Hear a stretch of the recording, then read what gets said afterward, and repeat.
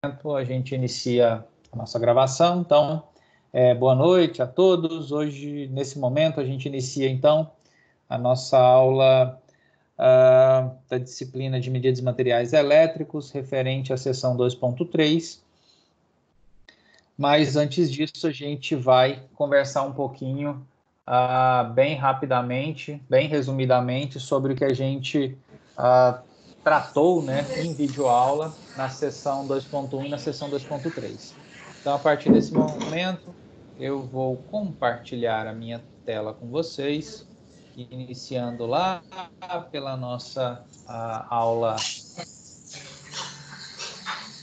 4, onde o nosso objetivo era falar um pouquinho sobre materiais dielétricos, lembrando, né, que a seção 2.1 pertence à unidade 2, que tem como tópico falar sobre material dielétrico, falar sobre propriedades mecânicas e térmicas, que é o que a gente vai tratar daqui a pouco.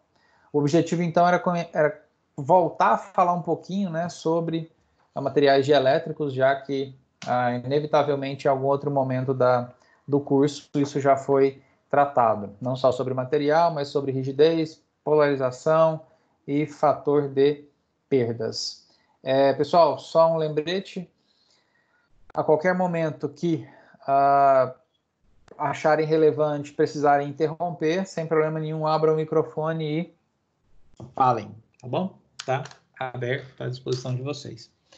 Bom, então, rapidamente, quando a gente fala de material dielétrico, ou material isolante, né, dependente do termo, a gente está falando de algum material que não conduz eletricidade. Eu, pessoalmente, acho essa expressão eletricidade extremamente genérica, então eu gosto muito de quando a gente diz que um material isolante é um material que não conduz corrente elétrica. Aí sim a gente está sendo bem específico. Por que ele não faz isso?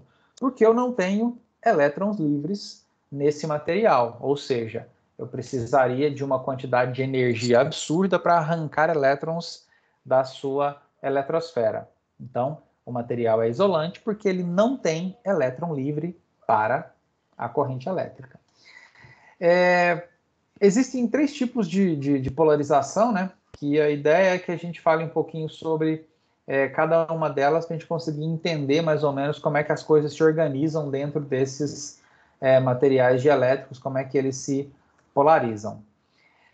No caso da primeira, que é a nossa, né, tal polarização eletrônica, ela diz que se a gente aplicar, né, um campo elétrico externo a esse material, a gente vai observar que dentro do material vão surgir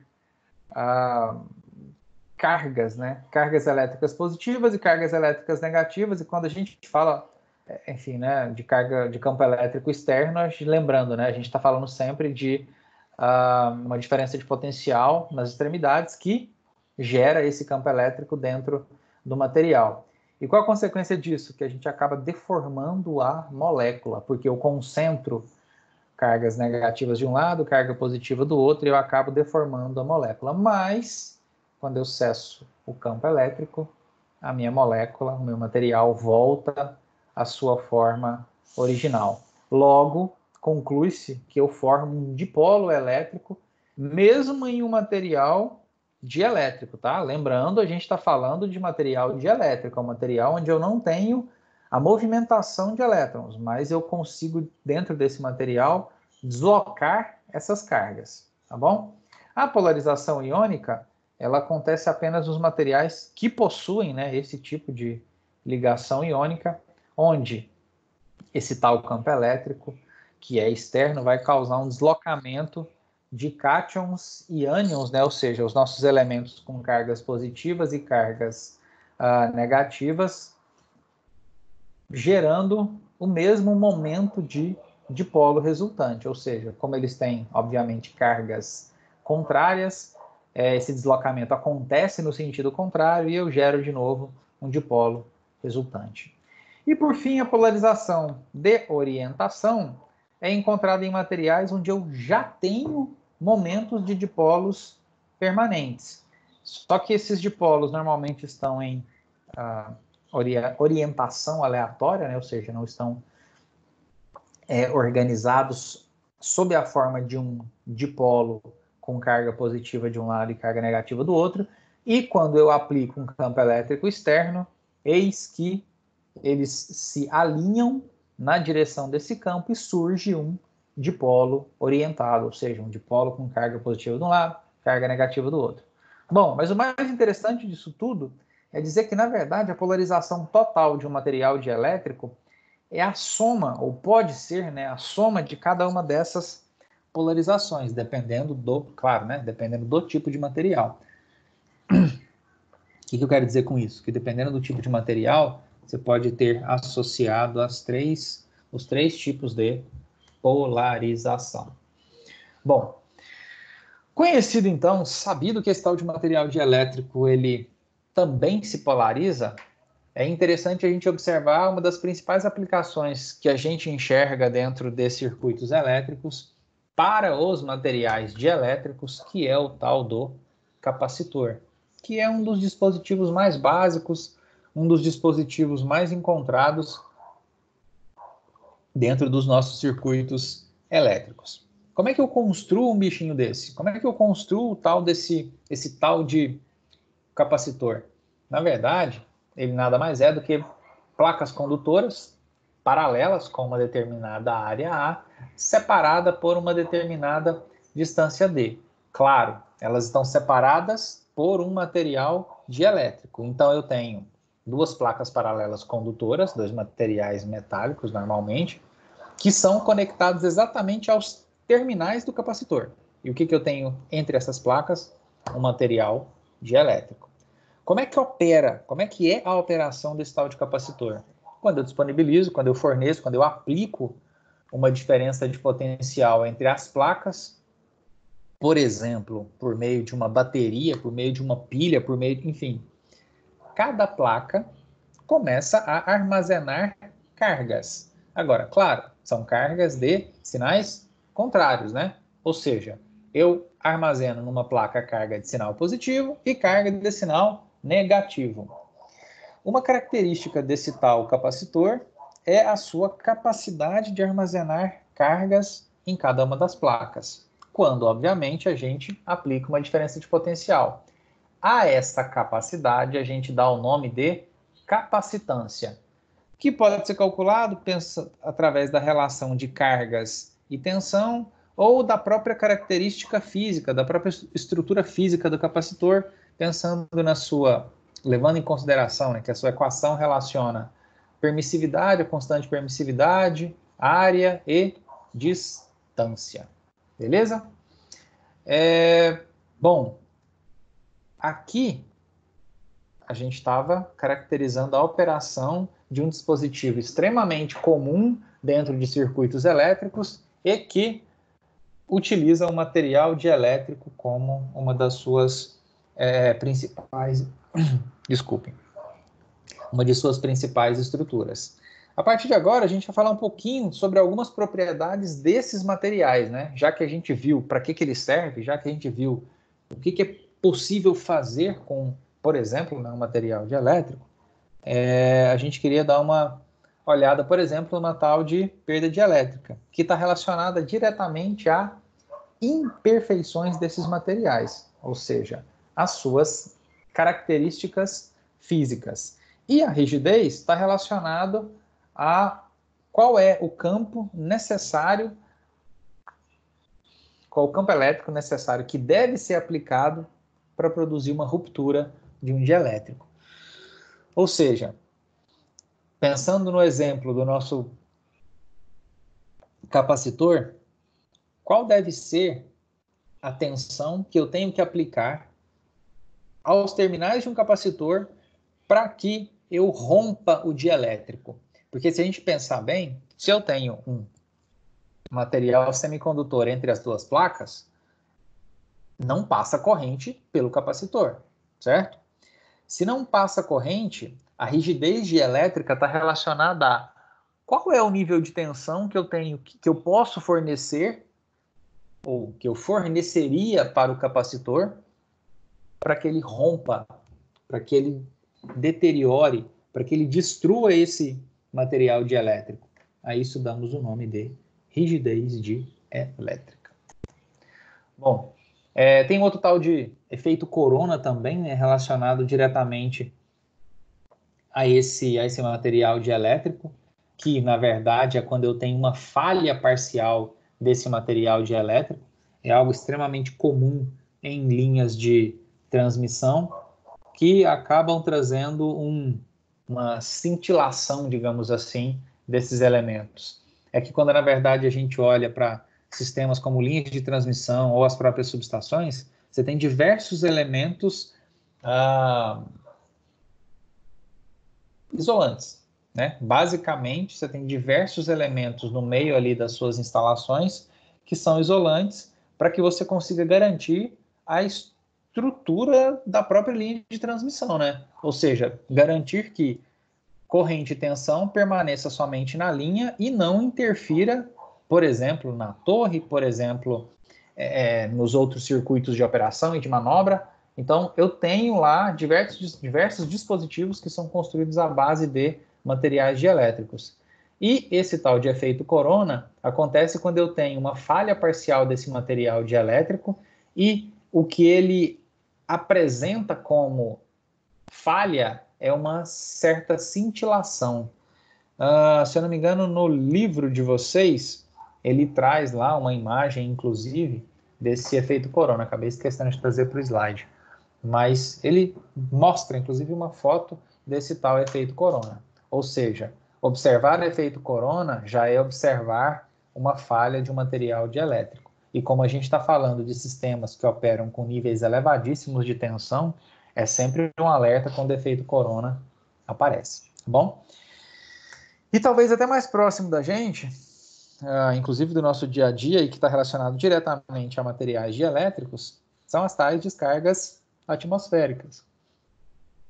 Que, na verdade, é algo muito diretamente relacionado a esse conceito de rigidez dielétrica. Por quê? Porque o que acontece é que quando eu tenho acúmulo de cargas nas nuvens, é como se eu tivesse um polo positivo nas nuvens, um polo negativo ou um potencial zero aqui no solo, aqui na Terra, e eu tenho o ar impedindo a condução de corrente elétrica. A grande questão é, se esse ar é rompido, se esse dielétrico, se esse material dielétrico, que é o ar, se ele é rompido por causa desse acúmulo de carga gigantesco nas nuvens, eis que surgem os tais raios, as tais descargas atmosféricas, os relâmpagos nas suas formas visuais, os trovões nas suas formas sonoras, mas basicamente o aparecimento de descargas atmosféricas está relacionado ao rompimento da rigidez dielétrica proporcionado pelo acúmulo de cargas nas nuvens. Como essa descarga pode ser extremamente prejudicial em sistemas, para os sistemas elétricos de maneira geral, existem os tais sistemas de proteção contra descargas atmosféricas, os tais SPDAs, que são dispositivos, sistemas extremamente úteis, extremamente importantes, inclusive regidos pela NBR 5419, atualizada em 2015, e que para determinadas instalações ele é obrigatório, ele tem caráter obrigatório, tá? São diversas as instalações que são de caráter obrigatório. E adianto, né? Esse sistema, o projeto desse tipo de sistema e a implementação desse tipo de sistemas exige a responsabilidade técnica de um engenheiro eletricista, tá bom? Tem que ser um engenheiro eletricista, tá? Bom, da seção 2.1, era isso que eu queria tratar com vocês. Beleza? Alguma dúvida, alguma questão que queiram tratar? Tranquilo? Professor, Sim. o varistor não se encaixa em material dielétrico, não, né? Porque ele é um componente que fecha o contato, né? Quando a tensão é maior. Exatamente. O varistor Beleza. não é o caso. Tá bom? Senhor, obrigado. Falou. Bom, eu não sei por que tá aparecendo essa barrinha ali embaixo, mas vamos lá. Bom, A seção 2.2, ela traz um pouquinho sobre a piezoeletricidade. Do que se trata? Então, o nosso grande objetivo, então, aqui é falar um pouquinho, conhecer um pouquinho, estudar um pouquinho do efeito físico da piezoeletricidade e, principalmente, como é que ele pode ser utilizado, como é que ele pode ser aplicado dentro das nossas aplicações, dentro das nossas rotinas, dentro dos nossos sistemas, dentro das nossas instalações eletroeletrônicas de maneira geral. Na verdade, então, esse termo piezoeletricidade é corrente elétrica gerada a partir de uma pressão mecânica. Ou seja, eu estou convertendo energia mecânica em energia elétrica. Tanto é que o próprio nome diz isso, né? Já que piezo vem da palavra grega pressão. Quer dizer, significa, né, pressão em grego. Não é nada muito novo, né? Foi descoberto em 1880, quando esses dois irmãos perceberam que alguns cristais, como quartzo, quando pressionados, apresentavam uma certa carga elétrica na sua superfície. Ou seja, não tem nada de muito novo nisso, tá bom? Esse efeito piezoelétrico, então, ele pode ser classificado de duas formas, ou seja, o efeito direto, quando eu tenho uma conversão de mecânica em elétrica, o que a gente acabou de dizer, ou o contrário, quando eu tenho uma conversão de energia elétrica em mecânica, eu chamo de efeito piezoelétrico inverso. Ele é muito utilizado dentro do nosso meio, né, ou seja, na engenharia, em sensores e transdutores. Por exemplo, um microfone, um sonar, um transdutor de ultrassom, olha, para imagem médica, alarmes em circuitos. Ou seja, toda vez que eu preciso relacionar energia mecânica em energia elétrica, os dispositivos piezoelétricos podem nos ajudar nessa empreitada, tá bom? E a gente disse que normalmente esse carinha é utilizado quando eu falo de sensores e transdutores. Mas do que se trata? Então, o tal do sensor, ele é um elemento que converte um tipo de energia em outro. Então, quando a gente disse aqui que o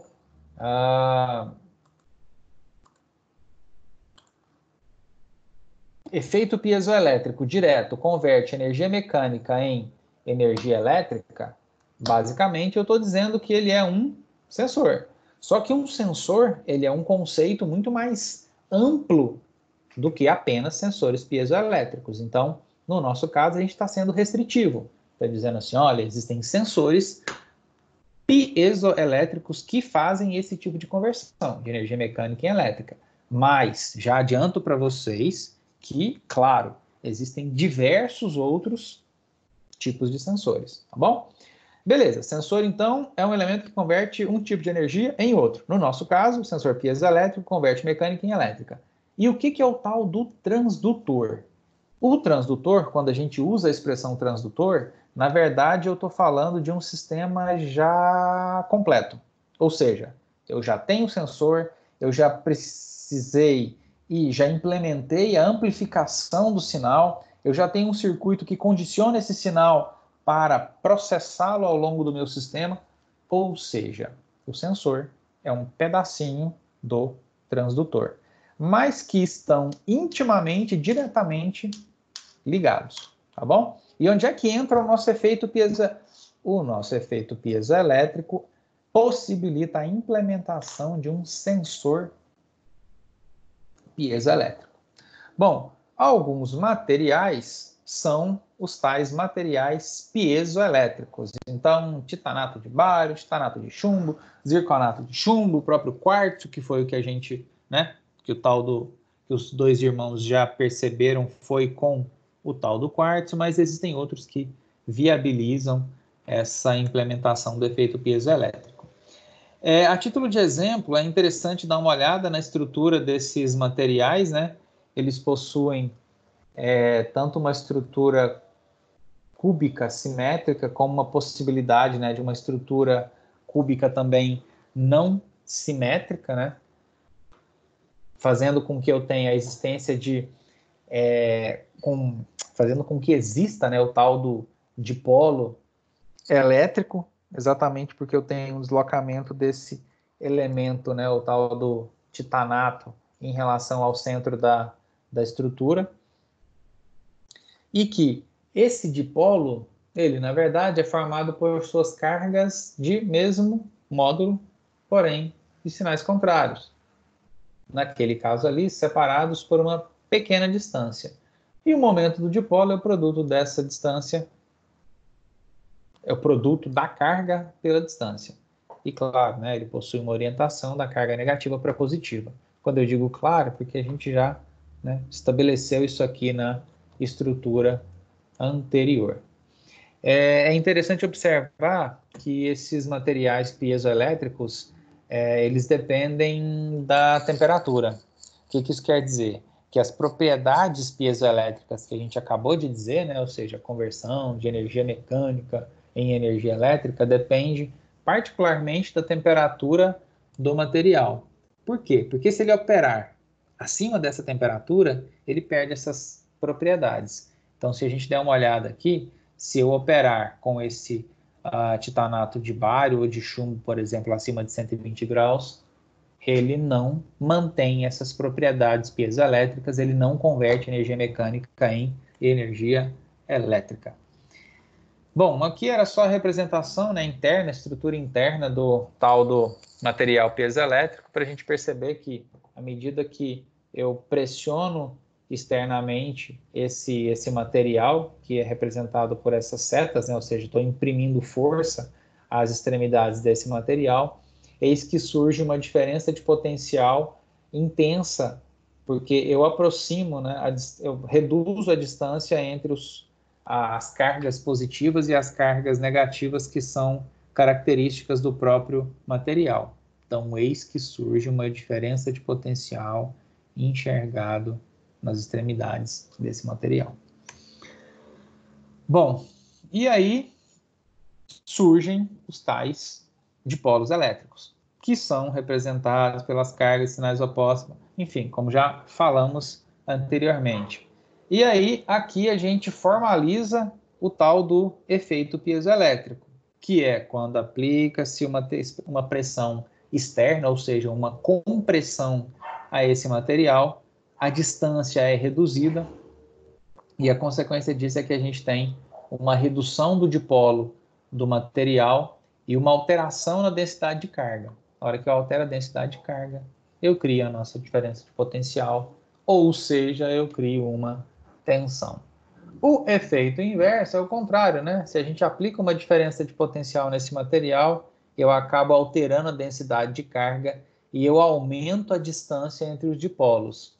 E aí, esse material se deforma, ele se alonga, que é o que a gente pode ver nessa representação. Disponibilizei diferença de potencial e ele aumentou a distância entre os dipolos, ou seja, esse material que estava, vamos pensar aqui na sua condição normal, ele acaba se alongando. Ok? Bom, as principais aplicações desses tais materiais piezoelétricos normalmente está relacionado a medidores de pressão, né? Que operam, né, a partir de uma pressão aplicada a esse sensor e que tem como finalidade que a gente consegue enxergar essa pressão medindo a diferença de potencial. Então, basicamente é o seguinte, eu tenho um material que, quando eu faço pressão sobre ele, ou seja, energia mecânica, ele me fornece uma diferença de potencial.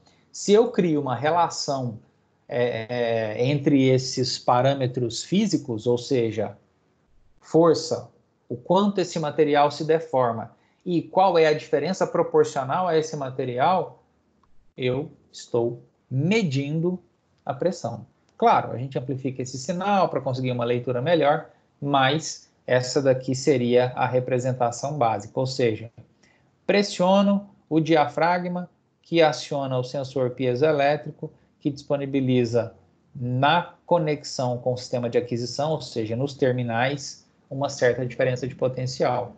E aí essa relação entre pressão e diferença de potencial me permite medir a pressão. Outra aplicação seria os tais acelerômetros, né, que são sensores que fornecem sinal à medida proporcional à aceleração, né, de qualquer sistema, ou seja, eu estou convertendo a aceleração em uma diferença de potencial mensurável em um sisteminha como esse daqui, e quando a gente fala de aceleração, estamos falando, né, de massa vezes a aceleração, né, literalmente velocidade. Por fim, medidores de ultrassom também podem utilizar esses tais materiais piezoelétricos, onde um sensor emite ondas de ultrassom na direção do nível, né? Ou seja, eu quero medir o nível do líquido, o nível da água, sei lá qual é o material que eu tenho aqui dentro. E o sistema mede o tempo que essas ondas levam para percorrer esse espaço. Então, o que ele vai medir? A deformação. Ele vai medir a deformação. À medida, né, que ele percebe essa deformação, ele mede o tempo. E proporcional a esse tempo, eu tenho uma distância. E aí eu consigo medir o nível do tanque, o nível do meu recipiente, certo? Ou seja, eu meço o volume do tanque de acordo com a altura do líquido. E eu meço essa altura pelo tempo que eu gasto enviando o sinal até o momento que eu recebo. Então, esse tempo ele vai ser medido e esse tempo é proporcional a essa altura. Essa altura me dá a informação do nível. Quem faz isso? O material piezoelétrico, ou seja, recebe esse sinal. Epa, ainda tem o tal do microfone, né? E aí parece até mais óbvio, né? Já que o microfone é um dispositivo literalmente que converte onda mecânica, o som, em um sinal elétrico. Acho que talvez seja a aplicação mais simples de se enxergar, né? Considerando que a voz humana ou o som de uma orquestra, ou enfim, não passa de onda mecânica, e à medida que essa onda é percebida pelo material, pelo sensor piezoelétrico, ele converte em sinal elétrico.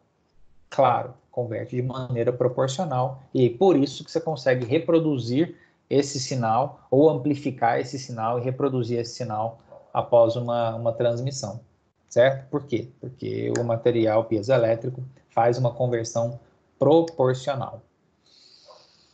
Beleza? Tranquilo?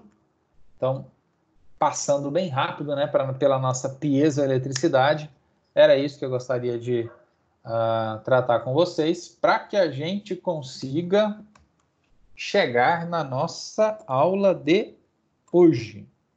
Luciano, Oi. um transdutor de força, aquela célula de carga, é um sistema piezoelétrico, é? Sim, o conceito é esse. Exatamente isso. Beleza. Valeu. Tá bom? Células de carga. Bom, sessão 2.3. Antes de começar, eu queria comentar com vocês um pouquinho sobre essa nossa que a gente está chamando de quarentena produtiva, né? Já iniciamos nosso bate-papo hoje falando sobre essa questão de dedicação, o que eu estou fazendo, o que eu estou deixando de fazer, se eu fiz, se eu não fiz, mas aqui eu queria parar um pouquinho para a gente conversar sobre isso, tá? Isso é bastante relevante, bastante importante. Eu sei que às vezes a tentação é grande, né? De, poxa, eu não estou tendo as aulas presenciais, as aulas estão sendo de maneira remota, então eu vou deixando de lado algumas atividades. Mas eu acho que, como a gente lançou, né, e disse inicialmente que é um grande desafio para todos, eu acho que a gente tem que se empenhar cada vez mais. E aqui a gente está só lembrando que nós temos muita coisa para fazer. Ou seja, temos atividades sim a serem desenvolvidas para que a gente consiga realmente desenvolver a nossa atividade acadêmica. E aí a gente citou 3, digamos assim, de atividades importantes que a gente considera para alcançar até o dia 10 de abril. Bom, não sei como está a rotina de vocês no que diz respeito ao acesso ao desafio nota máxima. Mas fica aqui a minha sugestão, a minha recomendação, a minha, como é que eu vou dizer, meu pedido a vocês. Não deixem de fazer semanalmente as atividades do desafio nota máxima. Quer dizer, tem alguém que ainda não fez o simulado diagnóstico?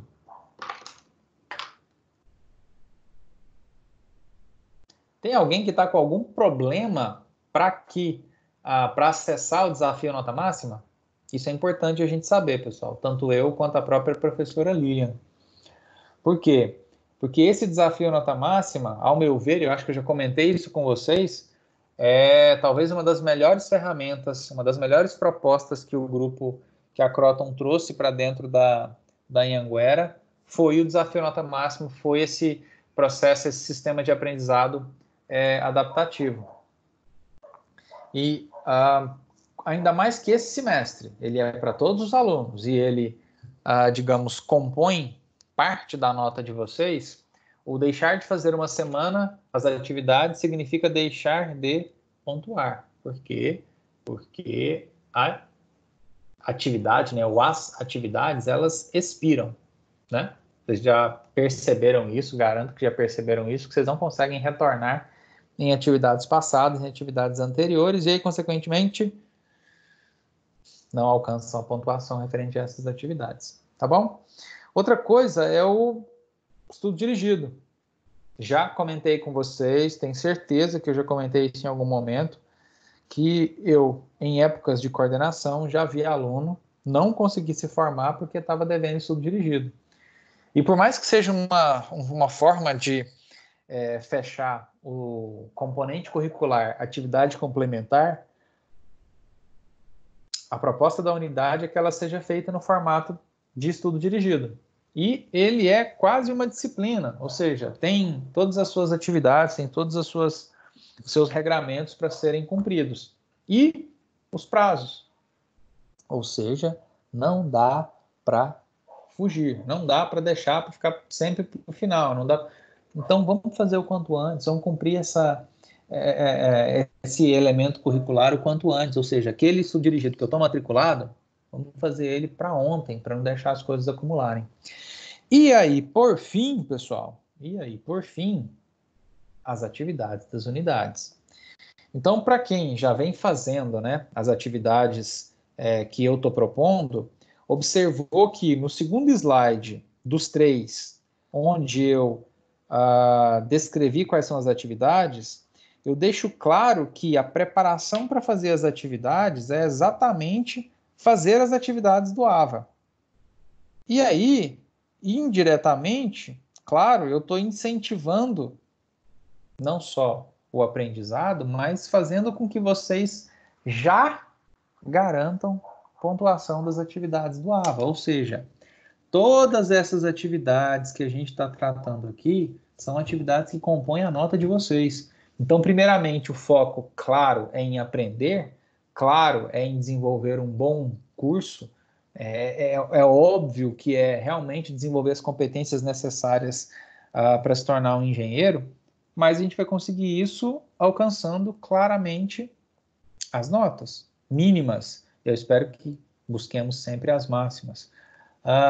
Mas se a gente não cumprir essas atividades aqui, a gente não vai conseguir nem desenvolver bem as nossas atividades acadêmicas, realmente nem aprender o que é necessário, mas também, e por consequência, não alcançaremos as devidas notas ou as notas mínimas. Então, o nosso pedido, a nossa sugestão, a nossa recomendação é que a gente cumpra isso daqui até o dia 10, em especial as atividades das unidades 1 e 2 finalizadas até o dia 10.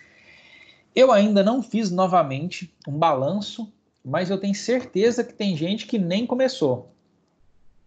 E gente que nem começou e está com acesso, vai ficar difícil complementar. Não só completar. Ah, deixei tudo para o último dia, mas fui lá e, né, copiei de quem achava que deveria e consegui entregar o resultado. Bom, beleza, mas o seu resultado era só marcar X ou o seu resultado era realmente aprender? Então, que a gente avalie um pouquinho isso, né? Então, fica aqui nosso pedido, nossa recomendação, que a gente até o dia 10 trabalhe nessas atividades referentes ao desafio nota máxima, estudo dirigido e as atividades de cada uma das disciplinas. Beleza? Seguindo. O nosso objetivo aqui hoje, então, é falar um pouquinho sobre propriedades mecânicas e propriedades térmicas de materiais de maneira geral. Não só de materiais condutores, como de materiais isolantes, mas de materiais de maneira geral. Então, nosso objetivo aqui é conhecer algumas características e propriedades, tanto mecânicas quanto térmicas, de materiais de maneira geral. E aí, por que é importante a gente dar uma olhada nisso? Porque em inúmeras situações é muito importante que a gente saiba, por exemplo, qual que é o limite operacional de um determinado material. Qual que é o limite? Qual que é o nível de tensão que eu posso aplicar? Qual que é a corrente elétrica que ele suporta? O quanto eu posso comprimir? O quanto eu posso tracionar esse material? Qual que é a massa, por exemplo, que uma corda de aço pode levantar? O quanto ela suporta? Qual que é a tensão que eu posso aplicar sem romper essa mesma corda de aço, esse mesmo cabo? E o que acontece literalmente quando a gente traciona esse material? A gente consegue iniciar a análise, a gente começa a iniciar as respostas dessa pergunta tratando sobre as propriedades mecânicas e térmicas desse material. E a outra pergunta, né, a última que eu havia esquecido, é se depois que eu deformar, depois que eu tracionar, será que ele volta para a condição inicial? Será que esse material, esse dispositivo volta ou ele vai permanecer alterado, distorcido, deformado? Enfim, vai depender do material e agora a gente vai dar uma olhadinha nisso. Bom, primeiramente a gente vai olhar dois tipos de solicitações mecânicas.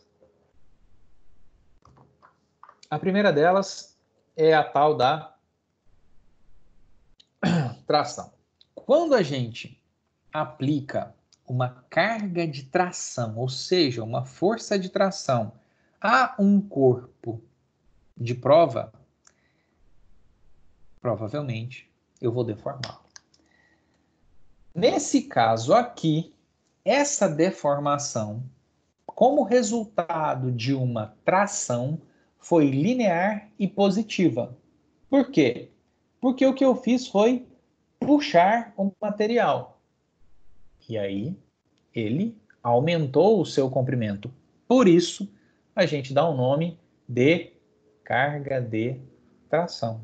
Eu disse que houve uma deformação linear e positiva. No entanto, poderia ser o contrário. Eu poderia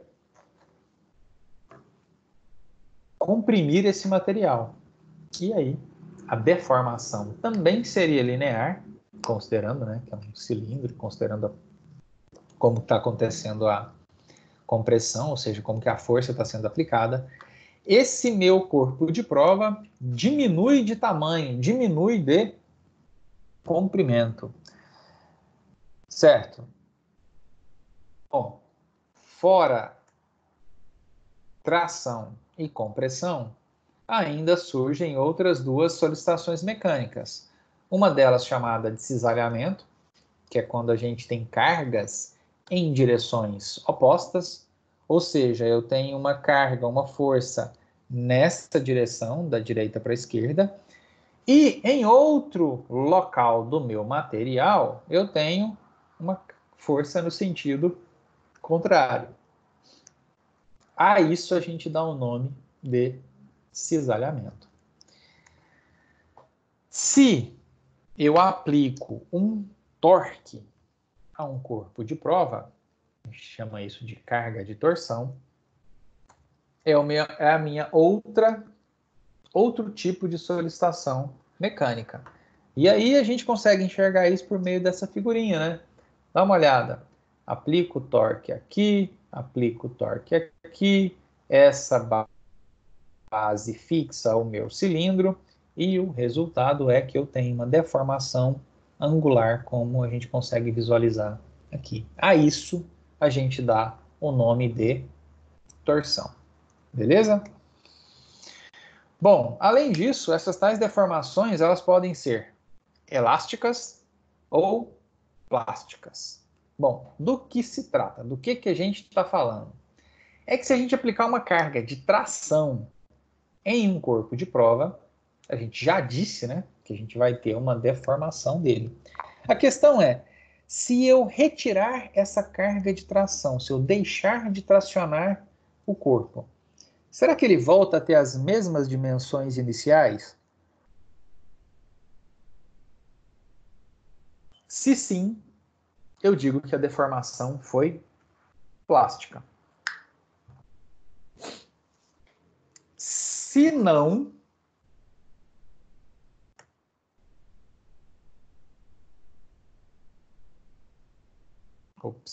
falei o contrário, pessoal. Se após retirarmos a carga de tração, o corpo não voltar para a condição inicial, aí a deformação é plástica. Desculpem, tá? Então, apliquei uma força, por exemplo, sobre esse metal, uma barra, uma chapa de metal. Assim que eu retirar, que eu eliminar a força, se ele não voltar a ter a condição inicial, que era uma condição vertical, eu digo que houve uma deformação plástica. Se o corpo voltar às dimensões e às características iniciais, aí eu digo que a deformação foi elástica, ou seja, essa era a configuração original, essa era a formação original, por exemplo, de uma barra metálica. Apliquei uma força, retirei essa força e ele voltou. Quer dizer, apliquei força, ele se deformou, retirei a força e ele voltou para a sua condição, para a sua dimensão inicial. Então, são outras duas classificações, né? Ou seja, a plástica eu deformo e ele não volta à sua condição inicial, e a elástica, essa sim, o material volta para a condição inicial. Beleza? O que a gente está fazendo até agora, pessoal? Se a gente olhar aqui para trás e até onde a gente chegou, a gente está dando nome aos bois, né? Poxa, quais são as propriedades mecânicas do material, né? Como é que eu sei quais são elas? Bom, primeiro eu vou dizer quais são os tipos de solicitações mecânicas, como tração, compressão, cisalhamento, torção, e se, quando houver as deformações, se elas vão ser plásticas ou elásticas. Ou seja, como caracterizar as propriedades mecânicas do material. É isso que a gente está fazendo até o momento. E uma outra forma de também avaliar esse comportamento é através da tensão-deformação do material. Então, uma expressão só, tensão-deformação. Mas que eu analiso, primeiro olhando uma característica de tensão de engenharia e deformação de engenharia. Pessoal, aqui eu abro um parêntese, vocês sabiam, né? Claro. Mas eu abro um parêntese para a gente dizer, essa tensão não é tensão elétrica, tá? A gente está falando de uma tensão mecânica. Por isso ele já usou a expressão tensão de engenharia. Não é tensão elétrica, beleza? Não é diferença de potencial, não tem nada a ver com isso, tá bom? Essa tal de tensão de engenharia, ela é definida como a relação entre a carga instantânea, a força aplicada perpendicularmente à seção transversal do corpo de prova. Então a gente representa exatamente dessa forma. Força aplicada área da seção transversal do meu corpo de prova, que é aquele elemento com quem eu faço os meus experimentos, com quem eu faço os meus testes. E essa tensão de engenharia, ela, na verdade, é a pressão em um material quando aplicamos carga. Então, quando eu olho para o equacionamento que me fornece o resultado tensão de engenharia, eu observo que é força sobre área, ou seja, newtons ou libra-força sobre a área medida em metros quadrados ou polegadas quadradas. Bom, aqui eu faço a primeira observação em relação às unidades, porque podem ser duas, ou, na verdade, 4. Então, para não virar bagunça, vamos esclarecer. Ó, por ser força sobre área, a unidade é Newton por metro quadrado. Só que Newton por metro quadrado também é Pascal. Isso daqui no sistema internacional, aquele padrão que utiliza metro, que utiliza quilograma, porém existe um outro sistema de medição onde me diz que esta tensão da engenharia é medida em libras por int quadrado, que também pode ser chamado de PSI. Mas o que é esse tal de polegada, tá, pessoal? Libra por polegada quadrada. Bom, outra unidade de medida que não do sistema internacional. Mas por que eu estou falando isso aqui? Porque por exemplo, esse PSI, ele é muito comum da gente ver em instrumentos. Instrumentos que envolvem, obviamente, esse tipo de pressão. E o que é o tal do PSI? PSI, na verdade, é a expressão em inglês de libras por polegada quadrada.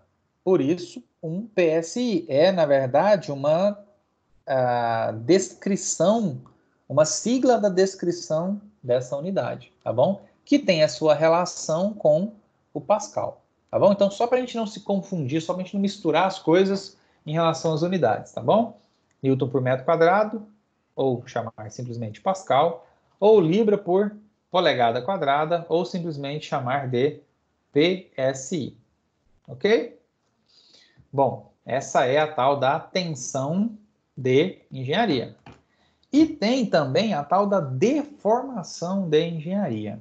E olha, ela é definida pela relação entre variação de dimensão do material. Parece bem lógico isso, né? Já que eu quero medir deformação, eu medir o quão esse material deformou. Como é que eu posso medir isso? Através da variação da dimensão do material. Então, essa deformação ela é igual ao comprimento inicial do corpo, que é IO. Na verdade, né, esse daqui é o comprimento inicial do corpo, IO, mas I é o comprimento após aplicar a carga mecânica. Então, assim, eu quero saber, inicialmente eu tinha esse comprimento e depois que eu apliquei a carga mecânica, depois que aconteceu a deformação, qual é o novo comprimento? Bom, de cara a gente observa que essa grandeza da deformação, esse parâmetro de deformação, ele é dimensional, né? Porque eu estou dividindo, né, unidade medida por a mesma unidade medida, e ele representa uma variação percentual. Se ele é dimensional, a forma de avaliar essa variação é percentual. Ou seja, eu tenho quantos por cento houve de variação em relação ao tamanho desse corpo. Então, mais uma vez, mais um parâmetro, mais uma forma da gente avaliar a propriedade mecânica do nosso material. Bom, vale lembrar que essa deformação elástica, ela acontece em pequenas deformações. Então, quando a gente faz uma representação de algo desse tipo aqui, é claro que na prática não é isso que acontece. Ou seja, se eu deformar o material com essa intensidade, eu não consigo fazê-lo voltar para a sua condição inicial. Quando que eu consigo fazer ele voltar? Quando eu implemento pequenas deformações, da ordem de 0,5%, se a gente transformar isso aqui para percentual, tá bom? Então é interessante ter essa noção, tá? Os materiais não voltam à sua condição inicial se eu fizer uma alteração, se eu deformá-lo em 50%. Não tem material que faz isso. Bom, o que acontece? Quando essa deformação supera esse valor e a gente para de aplicar a força, o material não volta à sua característica inicial. E aí ele sofre o quê? Uma deformação plástica. O que está em jogo aqui? O que é interessante a gente tirar de conclusão? É que por mais que eu diga que o meu material ele é elástico, eu tenho que considerar que tem um limite. E que se eu extrapolar esse limite, eu passo a falar de uma deformação plástica. Beleza? Bom, exemplo desse fenômeno é a tal da fluência em linhas de transmissão, que nada mais é do que o alongamento permanente da linha, de modo a aumentar o comprimento. Não sei se vocês olharam isso daí lá no livro, mas é algo extremamente comum quando a gente faz, quando a gente vê, né, essas nossas linhas de transmissão. Primeiro, a flecha, ela sempre vai existir. O que é essa flecha?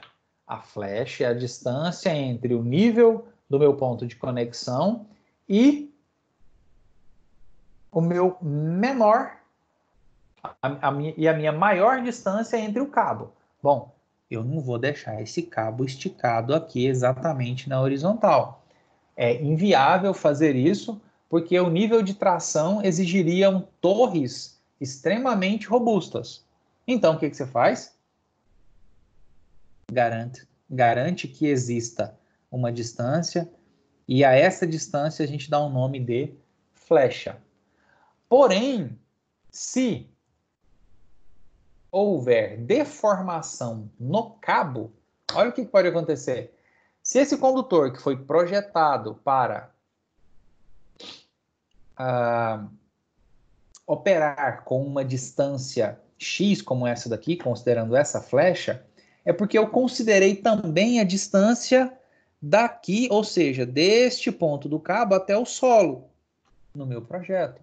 Porque pode ser que aqui no meio, entre essas duas torres, eu tenha, por exemplo, um relevo um pouco mais montanhoso, em que eu tenha, enfim, a possibilidade de interferir no próprio relevo. Mas se eu projetei pensando nessa flecha aqui, eu já considerei o relevo. Agora, e se houver uma deformação? E se houver uma fluência do meu cabo? Ou seja, se eu alonguei permanentemente a minha linha, posso ter um problema. Que tipo de problema? Um aumento no comprimento efetivo no cabo pode aumentar, que é o que a gente enxergou aqui, né? Eu aumentei o tamanho da minha flecha e a consequência disso é que eu posso diminuir a altura de segurança exigida pelas normas técnicas.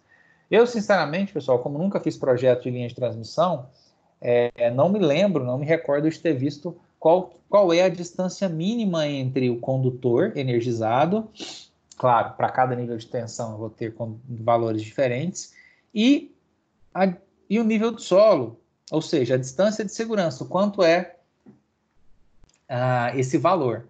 No entanto, o que a gente está destacando aqui é que eu preciso considerar no projeto que tipo de material eu vou utilizar e se esse fenômeno de alongamento permanente da linha pode ou não acontecer. Pode acontecer?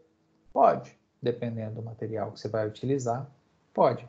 É por isso que normalmente esses cabos têm alma de aço.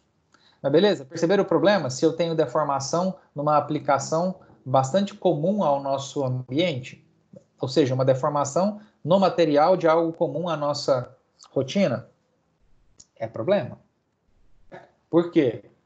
Porque eu estou mexendo com segurança. Apesar das zonas de servidão, enfim, onde você não pode construir sob as linhas de transmissão, mas diminuir essa segurança, essa altura é diminuir segurança e isso é sempre um problema. Beleza? Outra característica importante do comportamento é o limite, a resistência, né? Que representa, na verdade, a tensão máxima que o material suporta. Se essa tensão for aplicada e mantida por tempo suficiente, ocorrerá a fratura do material. Eu estou dizendo, olha, cada material tem o seu limite de resistência. Se eu for além desse limite, eu vou danificar o meu material. E para a gente terminar, né? Nossa, 9h40. Algumas propriedades térmicas. A primeira delas é observar, né, que quando a gente aquece um material, há uma transferência de energia para as moléculas de sua composição. O que acaba mexendo com o quê? Com o grau de agitação, principalmente dos seus elétrons. Então, na verdade, a temperatura é um reflexo do grau de agitação das moléculas dentro do material.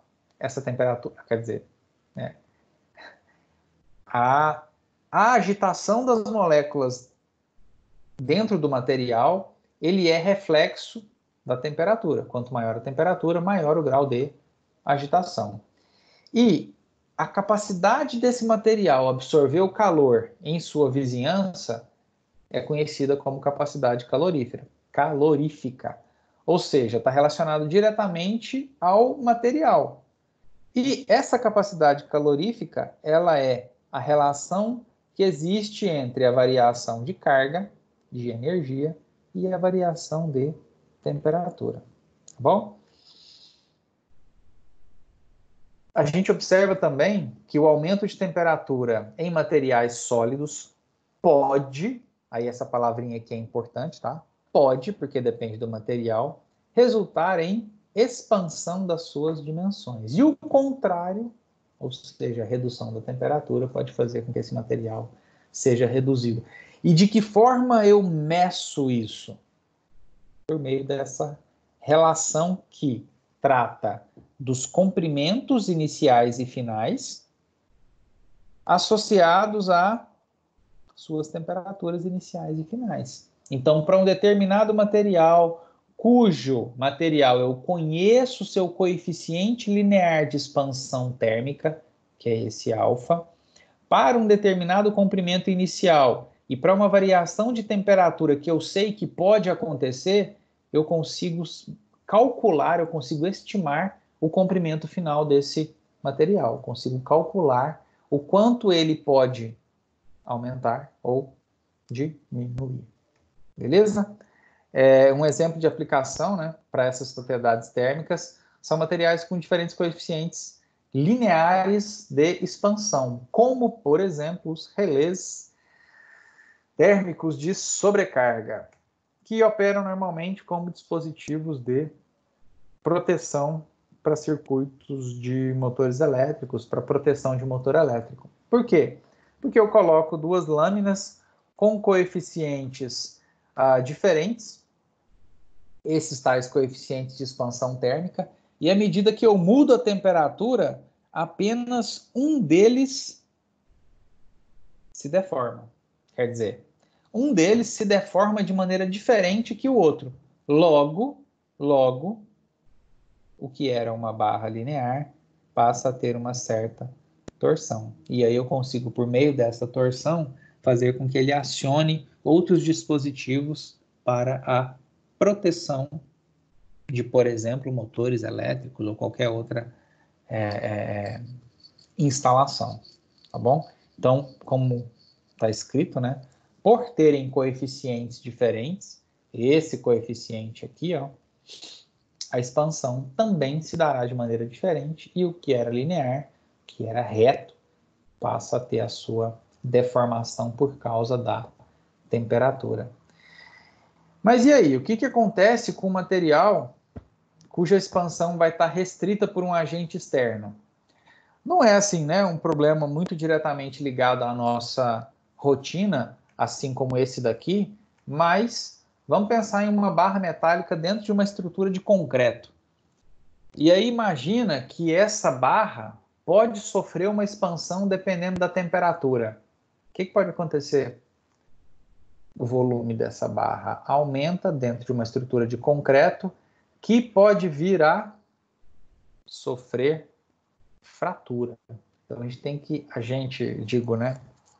Talvez não diretamente, porque normalmente é uma atribuição do engenheiro mecânico e ou do engenheiro civil, mas é bom saber que colocar um material metálico dentro de uma outra estrutura tem que ser levado em consideração essa propriedade térmica. E por fim, o efeito termoelétrico e os seus sensores, né? Então é dizer assim, ó, se eu aquecer uma extremidade de um condutor metálico, na verdade esses elétrons, como a gente já disse, né, ganham em energia cinética, se excitam, se movimentam mais, e esses elétrons tendem a ocupar a outra extremidade do condutor. E olha o que é interessante, gera uma diferença de potencial. É um efeito conhecido como Seebeck, e é o princípio físico dos nossos termopares, que são sensores de temperatura. Ou seja, eu meço a variação da temperatura, que vai ser convertida em energia cinética, pela tensão elétrica que eu meço na outra extremidade. Perceberam a jogada? Aqui ele está operando diretamente como um sensor de temperatura. Mas como é que eu faço a conversão para uma grandeza física que eu consigo medir e tratar? Por meio desse efeito Seebeck, através desse tal de termopar.